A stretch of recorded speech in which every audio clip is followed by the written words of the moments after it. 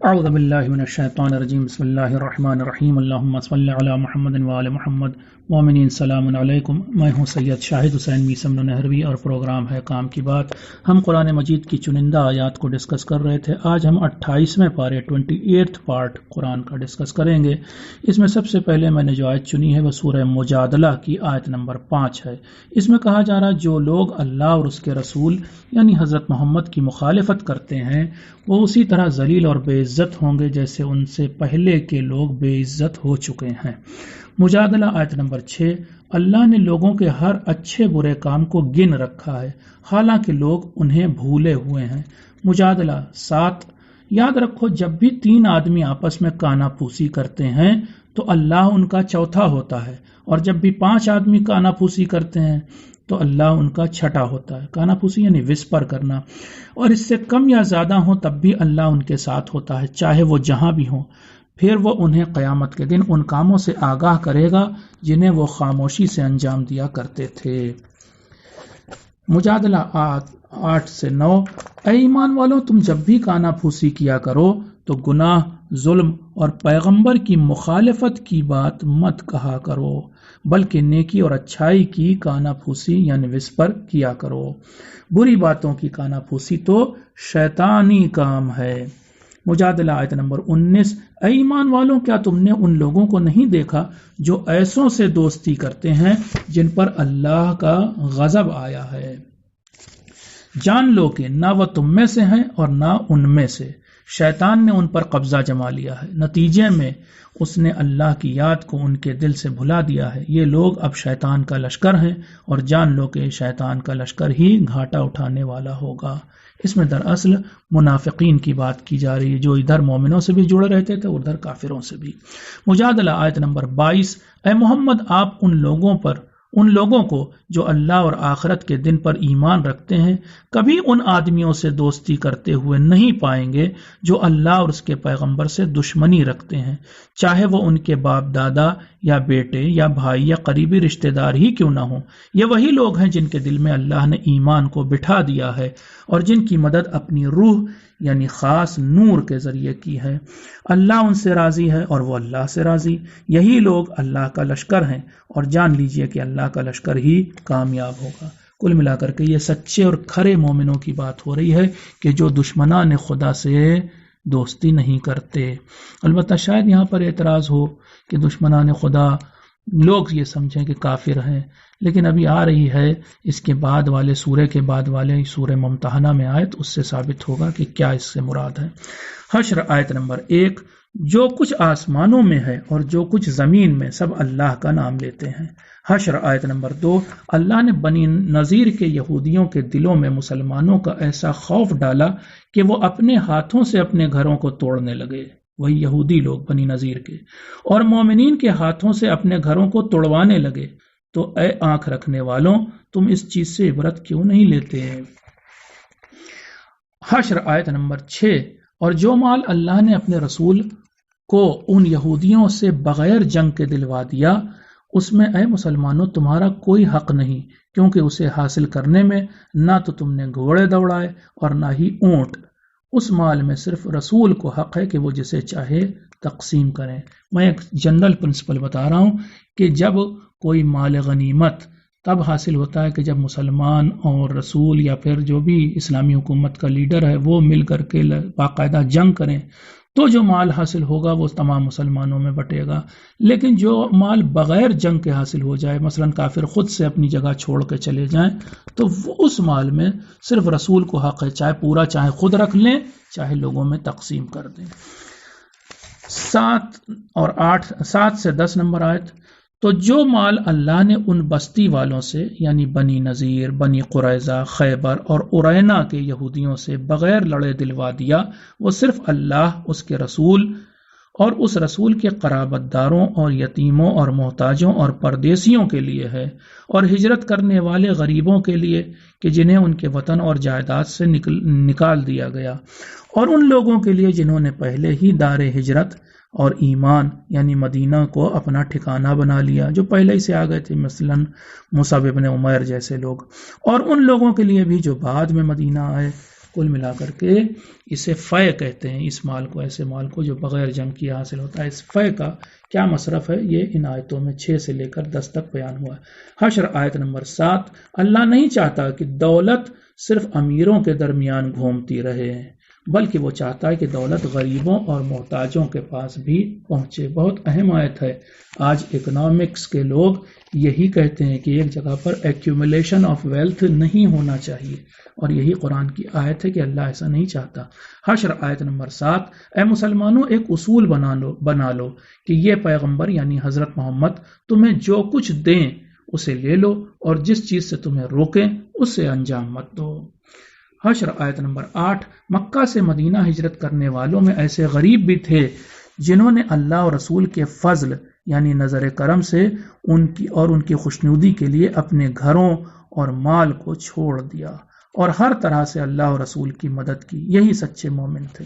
بیچارے ایسے مہاجرین تھے جو اپنا سب کچھ چھوڑ کر کے مکے میں اور وہ مدینے آ گئے تھے۔ حشر آیت نمبر 9، اور جو لوگ ہجرت کرنے والوں سے پہلے ہی مدینہ آ کر بس گئے تھے، جیسے میں نے مثال دی جناب مصعب ابن عمیر اور کچھ لوگ اور تھے ایسے، وہ بھی کچھ کم نہیں تھے۔ وہ ان لوگوں کو دل و جان سے چاہتے تھے جنہوں نے بعد میں ہجرت کی۔ ان کے دلوں میں مہاجرین کو دیے جانے والے مال کی وجہ سے ذرا بھی تنگی نہیں پیدا ہوتی تھی۔ وہ تو مہاجرین کو اپنے اوپر ترجیح یعنی پریفرنس دیتے تھے، حالانکہ انہیں خود بھی اس مال کی بے حد ضرورت ہوتی تھی۔ حشر آیت نمبر 9، جان لو کہ جس شخص نے اپنے اندر پائی جانے والی کنجوسی اور لالچ سے خود کو چھڑا لیا یا بچا لیا، سمجھو وہی لوگ کامیاب ہوئے۔ جو انسان اپنے اندر کی کنجوسی سے خود کو چھڑا لے، آزاد کر لے، وہی کامیاب ہے۔ حشر آیت نمبر 13، اے مسلمانوں یقیناً منافقوں کے دل میں اللہ سے بھی زیادہ تمہارا رعب اور ڈر ہے۔ حشر آیت نمبر 14، اے مومنو تم سمجھتے ہو کہ وہ یہودی اور منافق لوگ آپس میں ایک ہیں، مگر حقیقت یہ ہے کہ ان کے دل الگ الگ ہیں۔ آپ کو معلوم ہونا چاہیے کہ منافق لوگ دھیرے دھیرے جا کر کے یہودیوں سے مل گئے تھے اس دور میں۔ حشر آیت نمبر 16، منافقوں کی مثال شیطان جیسی ہے جو انسان سے کہتا ہے کہ کافر ہو جا، اور پھر جب وہ کافر ہو جاتا ہے تو شیطان کہتا ہے میرا تجھ سے کوئی تعلق نہیں، میں تو تمام جہانوں کے رب اللہ سے ڈرتا ہوں۔ حشر آیت نمبر 18 سے 19، اے مومنو اللہ سے ڈرو اور ان لوگوں کی طرح مت بنو جنہوں نے اللہ کو بھلا دیا تو اللہ نے بھی انہیں بھلا دیا۔ حشر 21، اگر اللہ اس قرآن کو کسی پہاڑ پر اتارتا تو تم دیکھتے کہ وہ پہاڑ اللہ کی ہیبت سے جھکا جا رہا ہے اور پھٹ کر چور چور ہوا جا رہا ہے، اور اللہ ایسی مثالیں لوگوں کو سمجھانے کے لیے بیان کرتا ہے تاکہ وہ غور اور فکر کریں۔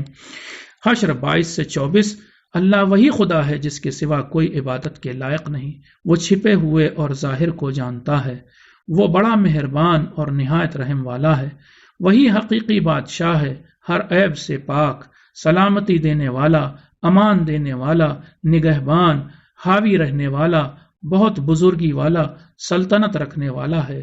وہی اللہ ہر چیز کو بنانے والا، نیستی سے ہستی میں لانے والا، صورت و شکل بنانے والا، سارے اچھے نام بس اسی کے لیے ہیں۔ جو کچھ آسمانوں اور زمین میں ہے سب اسی کا نام لیتے ہیں، اور وہ ہر چیز پر بہت حاوی اور بڑی سوجھ بوجھ والا ہے۔ اس کے بعد سورہ ممتحنہ آیت نمبر 1، اے ایمان والو تم میرے دشمن اور اپنے دشمن کو اپنا دوست مت بناؤ، تم ان کی طرف دوستی کا ہاتھ بڑھاتے ہو جبکہ انہوں نے اس سچائی یعنی قرآن کا انکار کر دیا ہے جو تمہارے پاس آ چکی ہے۔ ہو سکتا ہے یہاں پر کوئی خیال کرے کہ اللہ جو ہے وہ قرآن جن لوگوں نے قبول نہیں کیا ان کی طرف دوستی کا ہاتھ بڑھانے سے منع کر رہا ہے، کل ملا کر کے غیر مسلم یا کافروں سے دوستی کو منع کر رہا ہے۔ لیکن جب آیت نمبر 8 آئے گی تب آپ فیصلہ کیجئے گا کہ اللہ کیا کہہ رہا ہے۔ ممتحنہ آیت نمبر 3، اے ایمان والو قیامت کے دن نہ تو کافر اور مشرک لوگوں سے تمہارے رشتے تمہیں فائدہ پہنچائیں گے اور نہ ہی اولاد، کیونکہ اللہ تمہارے بیچ جدائی ڈال دے گا۔ ممتحنہ آیت نمبر 4، اے ایمان والو تمہارے لیے تو ابراہیم اور ان کے ساتھی بہترین نمونہ ہیں کہ جب انہوں نے اپنی قوم سے کہا تھا کہ ہمارا تم سے اور ان بتوں سے کوئی لینا دینا نہیں جن کی تم اللہ کو چھوڑ کر پوجا کرتے ہو، اور جب تک تم اللہ کو نہیں ماننے لگتے تب تک ہمارے اور تمہارے بیچ دشمنی اور نفرت رہے گی۔ ٹھیک ہے، اس آیت میں بھی بت پرستوں کے ساتھ ایک خاص سلوک کی بات کی جا رہی، لیکن جیسا میں نے کہا آیت نمبر 8 سنیے گا پھر فیصلہ کیجیے گا۔ ممتحنہ آیت نمبر 6، اے ہمارے رب تو ہمیں کافروں کے لیے آزمائش کا ذریعہ نہ بنا، یعنی انہیں ہم پر حاوی نہ کر۔ ممتحنہ آیت نمبر 8، اس کو غور سے سنیں، اس کا وعدہ میں کرتا چلا آ رہا تھا۔ اے مسلمانوں، جو لوگ تم سے تمہارے دین کے بارے میں نہیں جھگڑتے اور تمہیں تمہارے گھروں سے نہیں نکالتے، ان کے ساتھ نیکی کرنے اور ان کے ساتھ انصاف سے پیش آنے سے اللہ تمہیں نہیں روکتا۔ کل ملا کر کے وہ کافر لوگ یا وہ غیر مسلم لوگ جو ہمارے ساتھ نیکی کرتے ہوں، ہمیں ہمارے گھروں اور وطنوں سے نہ نکالتے ہوں، ان کے ساتھ ہم اگر نیکی سے پیش آئیں، انصاف سے پیش آئیں تو اس سے اللہ نہیں روکتا، ان کے ساتھ ہم مل جل سکتے ہیں۔ ممتحنہ آیت نمبر 9، اے مسلمانوں، اللہ تمہیں بس ان لوگوں سے دوستی کرنے سے روکتا ہے جنہوں نے دین کے معاملے میں تم سے جنگ کی اور تمہیں تمہارے گھروں سے نکال دیا یا پھر تمہیں باہر نکالوانے میں تمہارے دشمنوں کی مدد کی۔ ممتحنہ آیت نمبر 10، مومن یعنی اللہ اور اس کے دین کو ماننے والی عورتیں کافر مردوں کے لیے حلال نہیں، اور کافر مرد بھی مومن عورتوں کے لیے حلال نہیں۔ اور اے مسلمانوں، جو کافر عورتیں مسلمان ہو جائیں ان سے تمہیں نکاح کرنے میں کوئی برائی نہیں۔ اے مسلمانوں، جو کافر عورتیں مسلمان ہو جائیں ان سے تمہیں نکاح کرنے میں کوئی برائی نہیں، بشرطے کہ تم ان کا مہر ادا کر دو۔ اور اے مسلمانوں، تم کافر عورتوں کو اپنے پاس بیوی کے طور پر روکے نہ رکھو بلکہ انہیں جانے دو۔ اس آیت سے صاف ظاہر ہے کہ مسلمان مردوں کے لیے کافر عورتوں سے شادی کرنا جائز نہیں۔ ہاں، اگر وہ مسلمان ہو جائیں تو ان سے نکاح کرنا جائز ہے۔ البتہ آیت کے دوسرے حصے میں یہ بتایا گیا ہے کہ اگر شروع میں شوہر اور بیوی دونوں کافر رہے ہوں اور پھر صرف شوہر مسلمان ہو جائے تو وہ اپنی کافر بیوی کو روک نہیں سکتا، اسے آزاد کرنا پڑے گا۔ ممتحنہ آیت نمبر 12، اے پیغمبر، جب آپ کے پاس مومن عورتیں اس بات پر بیعت کرنے کے لیے حاضر ہوں کہ وہ کسی کو اللہ کا شریک نہیں ٹھہرائیں گی، چوری نہیں کریں گی، بدکاری نہیں کریں گی اور اپنی اولاد کو قتل نہیں کریں گی، کسی پر جھوٹا الزام نہیں لگائیں گی اور کسی بھی نیک کام میں آپ کے حکم کی مخالفت نہیں کریں گی، تو آپ ان سے بیعت لے لیجئے اور ان کے لیے اللہ سے بخشش طلب کیجئے۔ اس آیت سے واضح ہو جاتا ہے کہ مومنات یعنی مومن عورتوں سے بھی بیعت لی جا سکتی ہے۔ جب وہ بیعت کر سکتی ہیں تو انہیں ووٹنگ رائٹ بھی ہونا چاہیے۔ ہماری یہی شکایت ہے کہ جب پیغمبر کے بعد کوئی خلیفہ چنا جا رہا تھا تو پھر عورتوں کا ووٹ، مومن عورتوں کا ووٹ کیوں نہیں لیا گیا؟ ممتحنہ آیت نمبر 13، اے ایمان والوں، ان لوگوں سے دوستی مت کرو جن پر اللہ نے اپنا غضب ڈھایا۔ سورہ صف آیت نمبر 2 سے 3، اے مومنو، وہ بات کیوں کہتے ہو جس پر خود ہی عمل نہیں کرتے؟ اللہ کے نزدیک یہ چیز بڑی بری ہے کہ تم وہ بات کہو جس پر خود ہی عمل نہ کرو۔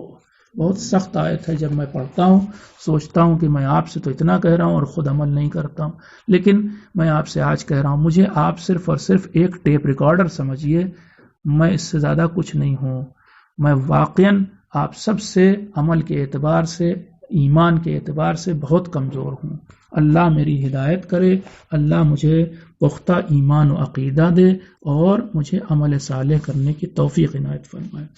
صف آیت نمبر 4، یقیناً اللہ ان لوگوں کو پسند کرتا ہے جو اس کی راہ میں یوں صف بنا کر جنگ کرتے ہیں جیسے وہ سیسا پلائی دیوار ہوں۔ صف آپ سمجھتے ہیں یعنی لائن یا کیو بنانا۔ صف آیت نمبر 6، اور یاد کرو اس وقت کو جب عیسیٰ ابن مریم نے کہا تھا، اے بنی اسرائیل، میں تمہاری طرف اللہ کا بھیجا پیغمبر ہوں، میں اپنے پہلے کی کتاب یعنی توریت کو سچا کہتا ہوں اور تمہیں اس پیغمبر کی خوشخبری دیتا ہوں جو میرے بعد آئے گا جس کا نام احمد ہوگا۔ پھر جب وہی پیغمبر یعنی حضرت محمد ان کے پاس روشن معجزے لے کر آئے تو ان لوگوں نے اسے کھلا جادو کہہ دیا۔ صف آیت نمبر 7 سے 8، یہ کافر لوگ چاہتے ہیں کہ اللہ کے نور کو پھونکوں سے بجھا دیں، مگر اللہ اپنے نور کو پورا کر کے رہے گا، چاہے یہ بات کافروں کو بری ہی کیوں نہ لگے۔ اس نے تو اپنے پیغمبر حضرت محمد کو رہنمائی اور سچے دین کے ساتھ بھیجا ہی اس لیے ہے کہ وہ اپنے دین کو تمام دینوں پر یعنی مذہبوں پر حاوی کر دے، چاہے یہ بات مشرکوں کو کتنی ہی بری کیوں نہ لگے۔ صف آیت نمبر 10 سے 11۔ اے محمد آپ کہہ دیجئے کہ اے ایمان والوں، کیا میں تمہاری رہنمائی ایسی تجارت کی طرف کروں جو تمہیں دردناک عذاب سے بچا لے گی؟ تو تم سنو کہ وہ تجارت یہ ہے کہ تم اللہ اور اس کے رسول پر پوری طرح ایمان رکھو اور اللہ کی راہ میں اپنے مال اور جان سے جہاد کرو، اسی میں تمہاری بھلائی ہے۔ جان لو کہ اگر تم نے ایسا کیا تو اللہ تمہارے گناہوں کو معاف کر دے گا اور تمہیں ایسی جنتوں میں داخل کرے گا جن کے نیچے سے نہریں بہہ رہی ہوں گی، اور بے حد اچھے گھروں میں رکھے گا، اور وہ چیز بھی دے گا جس کے لیے تم بہت بےتاب ہو، یعنی اللہ کی طرف سے مدد اور جلد حاصل ہونے والی کامیابی۔ سورہ صف آیت نمبر 14۔ اے ایمان والوں، اللہ کے مددگار بن جاؤ، جیسے کہ عیسیٰ ابن مریم نے اپنے حواریوں یعنی ساتھیوں سے کہا تھا کہ کون ہے جو اللہ کی راہ میں میری مدد کرے؟ تو حواریوں نے کہا تھا ہم ہیں اللہ کی مدد کرنے والے۔ سورہ جمعہ آیت نمبر 1۔ جو کچھ آسمانوں میں ہے اور جو کچھ زمین میں ہے سب اللہ ہی کا نام لیتے ہیں یا تسبیح کرتے ہیں۔ جمعہ آیت نمبر 2۔ اللہ وہ ہے جس نے مکہ والوں میں ایک کو یعنی حضرت محمد کو اپنا پیغمبر بنا کر بھیجا، جو ان لوگوں کے سامنے اللہ کی آیتیں یعنی قرآنی باتیں پڑھ کر سناتے ہیں اور ان کو روحانی طور پر پاک کرتے ہیں اور انہیں کتاب اور سوجھ بوجھ یعنی حکمت کی تعلیم دیتے ہیں۔ جمعہ آیت نمبر 5۔ جن یہودی لوگوں پر توریت نامی کتاب کا بوجھ رکھا گیا اور پھر انہوں نے اسے نہیں اٹھایا، ان کا حال تو اس گدھے کا سا ہے جو اپنی پیٹھ پر موٹی موٹی کتابیں اٹھائے پھرتا ہے۔ سچ میں ان لوگوں کی مثال کتنی بری ہے جنہوں نے اللہ کی نشانیوں کو جھٹلا دیا۔ یعنی یہودیوں کو کتاب دی گئی مگر انہوں نے اس کتاب پر عمل نہیں کیا، توریت پر عمل نہیں کیا، تو وہ ایک گدھے کی طرح ہے جو کتاب کو ڈھوتا ہے، عمل نہیں کرتا۔ جمعہ آیت نمبر 6 سے 7۔ اے محمد آپ یہودیوں سے کہہ دیجئے کہ اگر تم یہ خیال کرتے ہو کہ سارے لوگوں کو چھوڑ کر بس تم ہی اللہ کے چہیتے ہو تو موت کی آرزو کرو، کیونکہ موت کے ذریعے انسان کی اللہ سے ملاقات ہو جاتی ہے، مگر اے محمد جان لیجئے کہ یہ لوگ کبھی بھی موت کی آرزو نہیں کریں گے۔ ان برے کاموں کی وجہ سے جو یہ پہلے کرتے چلے آئے ہیں، اے محمد آپ ان سے کہہ دیجئے کہ جس موت سے تم بھاگتے ہو وہ تمہیں ضرور پالے گی، پھر تم اس رب کی طرف پلٹائے جاؤ گے جو چھپے اور ظاہر سب کو جانتا ہے۔ سورہ جمعہ آیت نمبر 9 سے 10۔ اس میں کہا جا رہا اے ایمان والوں یعنی اے مومنوں، جب جمعے کے دن تمہیں نماز کے لیے پکارا جائے تو اللہ کی یاد کی طرف تیزی سے لپکو اور کاروبار بند کر دو، اسی میں تمہاری بھلائی ہے، کاش تم جانتے ہوتے۔ اور پھر جب نماز ختم ہو جائے تو زمین پر پھیل جاؤ اور اللہ سے اس کا فضل یعنی اپنے لیے روزی روٹی طلب کرو۔ کل ملا کر جب نماز ختم ہو جائے تو جاؤ اپنے کاروبار میں لگ جاؤ اور روزی روٹی حاصل کرو اور اللہ کو بہت زیادہ یاد کرو تاکہ تم کامیاب ہو سکو۔ سورہ منافقون کو آپ کے سامنے ڈسکس کرنے جا رہا ہوں اور اس سے بعد کے سورہ منافقون آیت نمبر 1۔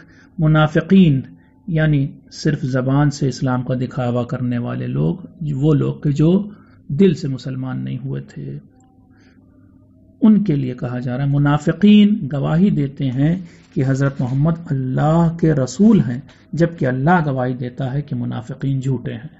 عجیب بات یہ ہے کہ صحیح گواہی دے رہے تھے وہ کہ محمد اللہ کے رسول ہیں، مگر اللہ کہہ رہا ہے وہ جھوٹے ہیں۔ اس سے پتہ چلتا ہے کہ جو بات انسان اپنے دل سے نہیں کہتا وہ جھوٹی ہوتی ہے۔ منافقون آیت نمبر 2 سے 3۔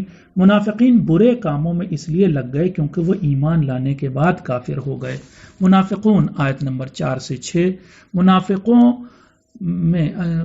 منافقین دیکھنے میں اور بات کرنے میں اتنے اچھے ہیں کہ اگر تم انہیں دیکھو گے تو ان کے جسم تمہیں بہت بھلے لگیں گے، اور اگر وہ بولیں تو تم ان کی بات سننا چاہو گے، بڑے چرب زبان ہوتے ہیں، مگر حقیقت میں وہ لوگ دیوار سے لگی ان لکڑیوں کی طرح ہیں جنہیں سوکھنے کے لیے چھوڑ دیا جاتا ہے۔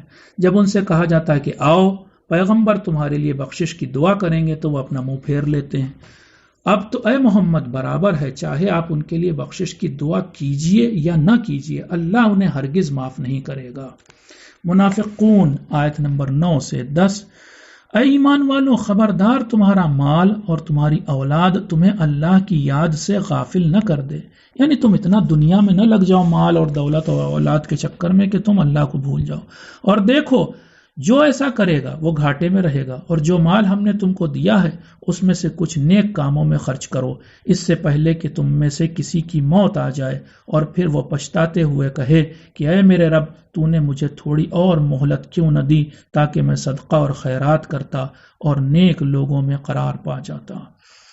منافقون آیت نمبر 11۔ اور جان لو کہ جب کسی شخص کی موت کا وقت آ پہنچتا ہے تو اللہ اسے نہیں ٹالتا۔ تغابن آیت نمبر 3۔ اے لوگوں، اللہ نے آسمانوں اور زمین کو بھلائی کے لیے بنایا ہے، اور اس نے جب تمہاری صورتیں بنائیں تو بہترین بنائیں۔ تغابن یعنی اس کے بعد والا سورہ ہی ہے۔ تغابن آیت نمبر 7۔ اے لوگوں، تم اللہ پر، اس کے رسول پر اور اس نور پر ایمان لاؤ جسے اللہ نے اتارا ہے۔ اب یہاں نور سے کیا مراد ہے، اس بارے میں بہت ساری باتیں کہی گئی ہیں۔ کچھ نے کہا کہ اس سے مراد قرآن ہے، اور کچھ نے کہا کہ اس سے مراد مولا متقیان علی بن ابی طالب علیہ السلام ہے۔ تغابن آیت نمبر 8۔ اے لوگوں، قیامت کا دن وہ ہوگا جس دن اللہ تمہیں ایک میدان میں جمع کرے گا، وہ ہار اور جیت کا دن ہوگا۔ اسی کو تغابن کہتے ہیں، ہار اور جیت کو، اسی لیے سورہ کا نام تغابن پڑا۔ تغابن آیت نمبر 11۔ زمین پر کوئی مصیبت نہیں پہنچتی مگر یہ کہ اللہ کے حکم سے۔ تغابن 11۔ جو انسان اللہ پر ایمان لاتا ہے اللہ اس کے دل کی رہنمائی کرتا ہے۔ تغابن 14 سے 15۔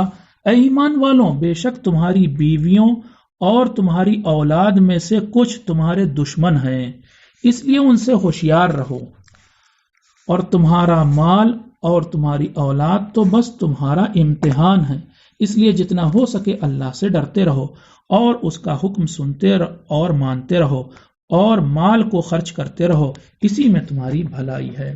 تغابن آیت نمبر 17۔ اگر تم نیک کاموں میں اپنا مال خرچ کر کے اللہ کو قرض دو گے تو اللہ اسے کئی گنا بڑھا کر واپس کر دے گا اور تمہارے گناہوں کو بھی معاف کر دے گا۔ اس آیت سے پتہ چلتا ہے کہ صدقہ اور خیرات کرنے سے نہ صرف یہ کہ مال بڑھتا ہے بلکہ گناہ بھی معاف ہوتے ہیں۔ اگلا سورہ ہے سورہ طلاق آیت نمبر 1 سے 2۔ اے نبی محمد، مسلمانوں سے کہہ دیجئے کہ جب تم اپنی بیویوں کو طلاق دو تو ان کی پاکی کے زمانے میں طلاق دو، یعنی ان کی ماہواری یا حیض کے زمانے میں طلاق نہ دو بلکہ جب وہ پاک ہوں اس زمانے میں طلاق دو، اور پھر عدت کی مدت کو گنتے رہو، عدت کے دنوں کو گنو، اور ان کو گھر سے مت نکالو، اور انہیں بھی عدت کی مدت کے دوران گھر سے نہیں نکلنا چاہیے۔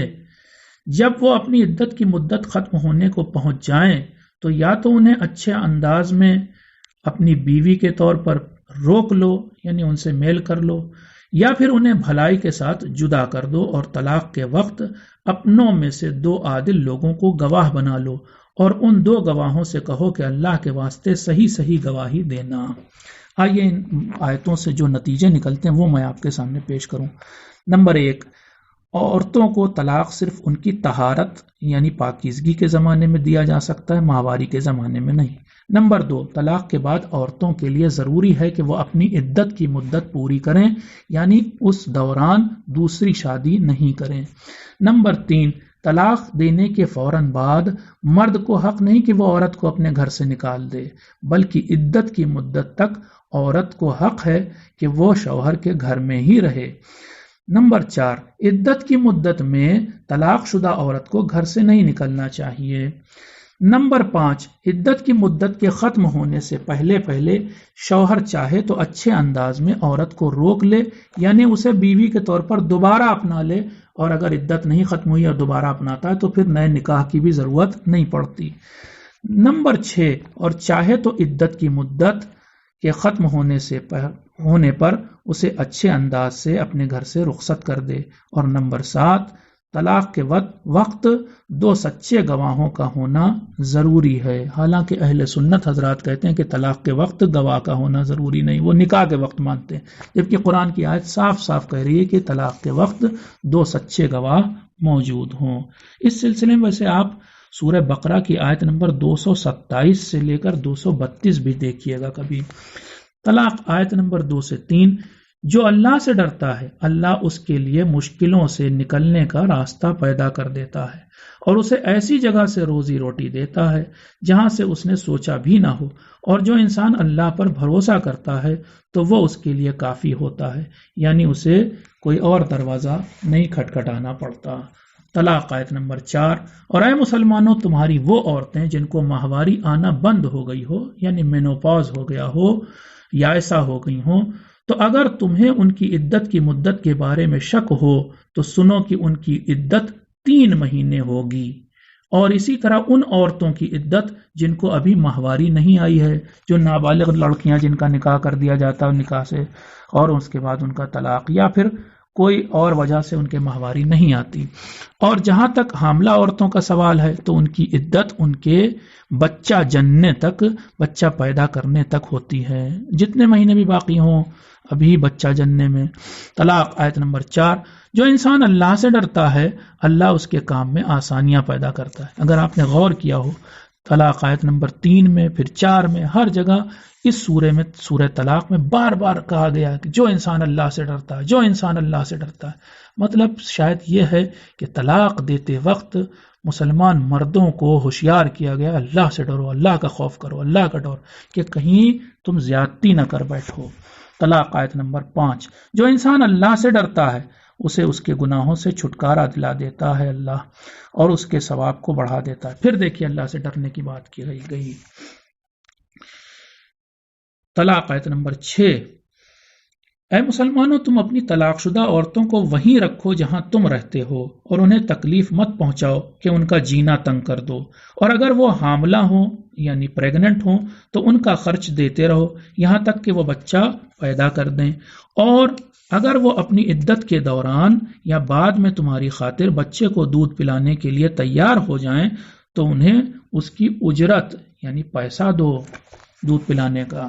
طلاق آیت نمبر 7، اور طلاق شدہ عورت کے خرچے پانی کے سلسلے میں جان لو کہ مالدار مرد کو اپنی حیثیت کے حساب سے اور تنگ دست مرد کو اپنی حیثیت کے حساب سے خرچہ دینا چاہیے۔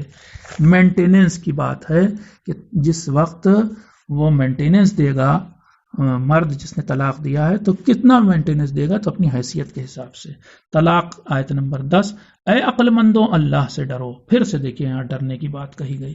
طلاق آیت نمبر 12، اللہ وہ ہے جس نے 7 آسمان پیدا کیے اور انہی کے برابر زمین بھی، ان کے درمیان اللہ کا امر اترتا رہتا ہے۔ اب یہاں پر 7 آسمان پیدا کیے یا پھر آسمان کی 7 پرتیں ہیں کہ جن کو سائنس میں آج بتایا ہے کہ ٹوپوسفیئر، اسٹریٹوسفیئر وغیرہ وغیرہ، تو یہ آپ اس بارے میں تحقیق کیجئے۔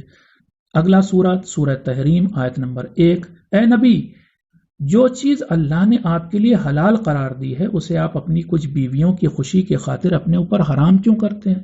اس کے پیچھے ایک داستان ہے کہ نبی کی ایک بیوی جو ہے وہ جن کا نام شاید سودا یا زینب تھا، ان کے میکے سے شہد آیا تھا، انہوں نے اپنے حجرے میں نبی کو شہد کھلایا، لیکن جب وہ اپنے حجرے سے جب نبی ان کے حجرے سے نکل کر کے دوسری بیوی کے حجرے میں عائشہ اور حفصہ کے حجرے میں گئے تو ان لوگوں نے کہا کہ آپ کے منہ سے بو آ رہی ہے۔ اتنا تنگ کیا پیغمبر کو کہ انہوں نے کہا کہ آج سے میں اپنے اوپر شہد کو حرام قرار دیتا ہوں۔ اسی کی رد میں آئی آیت اور پیغمبر سے کہا اللہ نے کہ وہ چیز جو اللہ نے آپ کے لیے حلال قرار دی ہے اسے آپ اپنے اوپر حرام کیوں کرتے ہیں؟ تحریم آیت نمبر 3 سے 5، اے مومنو یاد کرو اس وقت کو جب نبی حضرت محمد نے اپنی ایک بیوی سے راز والی بات بتائی تو اس نے اسے دوسری بیوی کو بتا دیا، پھر اللہ نے اپنے نبی کو بتایا کہ تمہارا راز فاش ہو چکا ہے۔ تو جب نبی نے اس بیوی سے کہا کہ مجھے معلوم ہے کہ تم نے میرا راز دوسری بیوی کو بتا دیا ہے، تو وہ بولی آپ کو یہ کس نے بتایا؟ نبی نے کہا مجھے اس خدا نے خبر دی ہے جو سب جانتا ہے اور ہر بات سے آگاہ ہے۔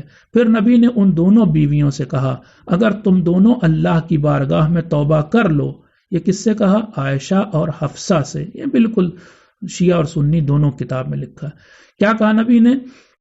نبی نے ان دونوں بیویوں سے کہا اگر تم دونوں اللہ کی بارگاہ میں توبہ کر لو تو اسی میں تمہاری بھلائی ہوگی، کیونکہ میرے راز کو فاش کرنے اور میرے خلاف سازش کرنے سے تمہارے دل ٹیڑے ہو چکے ہیں، اور اگر تم نے میرے خلاف ایک دوسرے کا ساتھ دیا تو جان لو کہ اللہ، جبریل اور مومنین میں سے نیک انسان اور اس کے علاوہ سارے فرشتے میرے مددگار ہیں.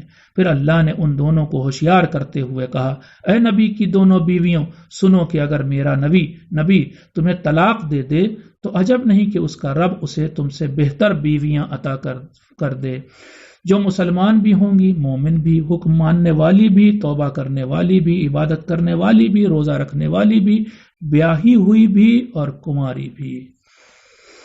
تحریم آیت نمبر 6. اے ایمان والوں، تم خود اپنے کو اور اپنے گھر والوں کو جہنم کی آگ سے بچاؤ، وہی آگ کی جس کا ایندھن انسان اور پتھر ہوں گے. تحریم آیت نمبر 8.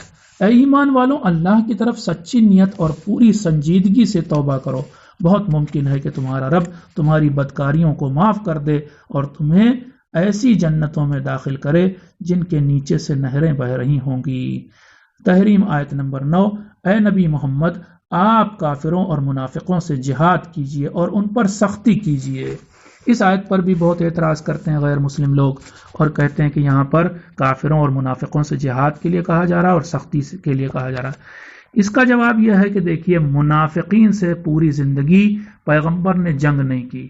اگر اس آیت میں جہاد کا مطلب جنگ ہوتا تو پیغمبر ضرور جنگ کرتے ان سے، کیونکہ حکم خدا تھا. جنگ نہ کرنا یہ بتاتا ہے کہ یہاں پر جہاد کا مطلب جنگ نہیں ہے. اس کا مطلب یہ ہوا کہ یہاں پر جہاد کا مطلب شاید سمجھانا بجھانا، یا پھر سختی کا مطلب یہ کہ ان سے ناطا توڑ لینا یا انہیں ڈانٹنا پھٹکارنا ہے. تحریم آیت نمبر 10. اللہ کافروں کو نوح کی بیوی اور لوط کی بیوی کی مثال دیتا ہے. وہ دونوں اللہ کے دو نیک بندوں یعنی نوح اور لوط کی سرپرستی میں تھیں، مگر ان دونوں نے ان نیک بندوں کے ساتھ دھوکہ کیا.